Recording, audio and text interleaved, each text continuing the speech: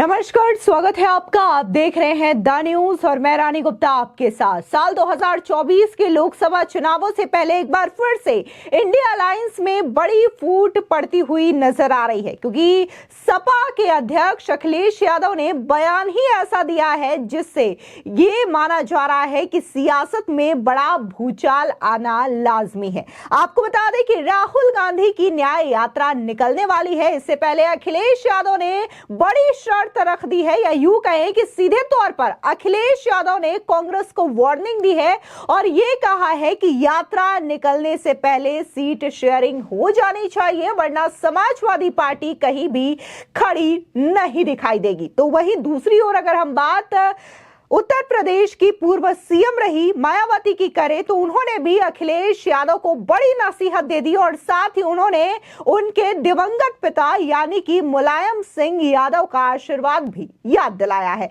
आपको विस्तार से बताते हैं कि आखिर यह पूरा मामला है क्या। आपको बता दें कि अखिलेश यादव शनिवार को बलिया में थे और बलिया में जिन सवालों के उन्होंने जवाब दिया, उन सवालों से उत्तर प्रदेश की सियासत में भूचाल आना तय है। इस दौरान जब अखिलेश यादव से सवाल पूछा गया कि क्या वो उत्तर प्रदेश में राहुल गांधी के साथ उनकी यात्रा में शामिल होंगे, तो उन्होंने दो टूक जवाब दे दिया और कहा कि अगर इंडिया अलायंस में सीट का बंटवारा हो जाएगा तो यात्रा में शामिल हो जाएंगे। आपको बता दें, दरअसल अखिलेश यादव से जब पत्रकारों ने पूछा कि जिस तरह से राहुल गांधी यहां न्याय यात्रा लेकर आ रहे हैं, क्या लगता है कि ये यात्रा कांग्रेस की यात्रा है या फिर पूरी इंडिया अलायंस की यात्रा है। अब इस पर अखिलेश यादव ने इशारों ही इशारों में बड़ा जवाब दे दिया।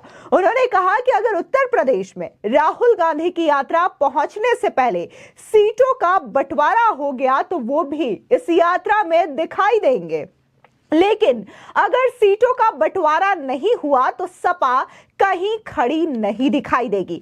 राहुल पर पूछे गए सवाल के जवाब में अखिलेश यादव ने कहा कि सभी लोग, खास करके सभी कैंडिडेट मजबूती के साथ उनकी यात्रा में खड़े दिखाई देंगे। यानी अभी तो ये कांग्रेस की यात्रा है और हमें उम्मीद है कि जितने भी विपक्षी दल हैं जो कांग्रेस पार्टी के साथ गठबंधन करके लड़ना चाहते हैं, यात्रा से पहले उनके बीच सभी प्रदेशों की सीट का बंटवारा हो जाएगा, जिससे लड़ाई और मजबूती से लड़ी जा सके। आपको बता दें कि जब यह सवाल पूछा गया कि क्या यात्रा में आप शामिल होंगे, अखिलेश यादव ने कहा कि मैंने आपके सवाल का जवाब दे दिया है। यात्रा हो रही है, अच्छी बात है, लेकिन सभी दल यही चाहते हैं कि यात्रा से पहले टिकट का बंटवारा हो जाए, सीट का बंटवारा हो जाए, और जब सीट बंटवारा हो जाएगा तो यात्रा में भी बहुत से लोग अपने आप सहयोग करने निकल पड़ेंगे, क्योंकि जो प्रत्याशी चुनाव लड़ने वाला होगा पूरी जिम्मेदारी के साथ वो आपके साथ खड़ा दिखाई देगा।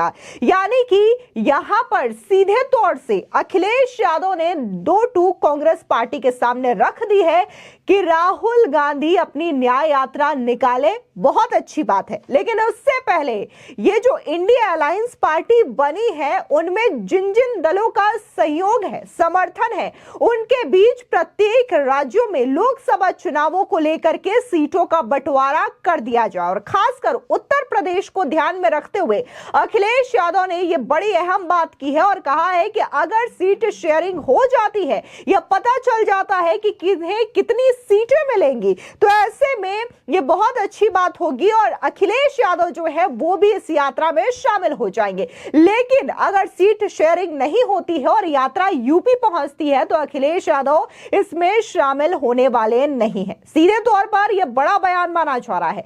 बता दें कि इससे पहले भी राहुल गांधी ने भारत जोड़ो यात्रा निकाली थी, लेकिन इसका कुछ खास असर विधानसभा चुनावों में देखने को तो नहीं मिला, क्योंकि राजस्थान हो, मध्य प्रदेश हो या फिर छत्तीसगढ़ हो, यहां पर कांग्रेस पार्टी को करारी शिकस्त का सामना करना पड़ा था। आपको याद दिला दें कि उनकी भारत जोड़ो यात्रा जो है वो बाकायदा मध्य प्रदेश में भी कवर की गई थी। इसके बावजूद राहुल गांधी को इस यात्रा का कोई फायदा नहीं मिला था।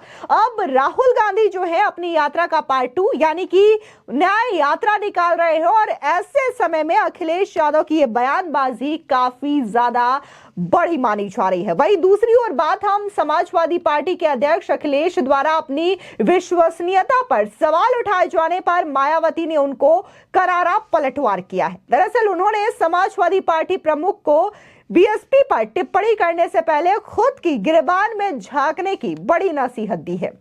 बता दें कि बसपा सुप्रीमो ने सोशल मीडिया प्लेटफॉर्म एक्स पर पोस्ट में लिखा, अपनी व अपनी सरकार की खासकर दलित विरोधी रही आदतों, नीतियों एवं कार्यशैली आदि से मजबूर सपा प्रमुख द्वारा बीएसपी पर अनगढ़ तंज कसने से पहले उन्हें अपने गिरेबान में झांक कर जरूर देख लेना चाहिए।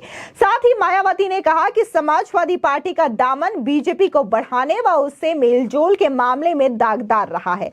उन्होंने एक्स पर अपने पोस्ट में लिखा, तत्कालीन समाजवादी पार्टी के प्रमुख यानी कि मुलायम सिंह यादव द्वारा बीजेपी को संसदीय चुनाव जीतने से पहले व उपरांत आशीर्वाद दिए जाने को कौन भुला सकता है, और फिर बीजेपी सरकार बनने पर उनके नेतृत्व से सपा नेतृत्व का मिलना जुलना जनता कैसे भूल सकती है। ऐसे में सपा सांप्रदायिक ताकतों से लड़े तो ये उचित होगा। मायावती का इशारा दिवंगत मुलायम सिंह यादव द्वारा संसद में पीएम मोदी को दूसरे कार्यकाल के लिए आशीर्वाद देने की ओर था।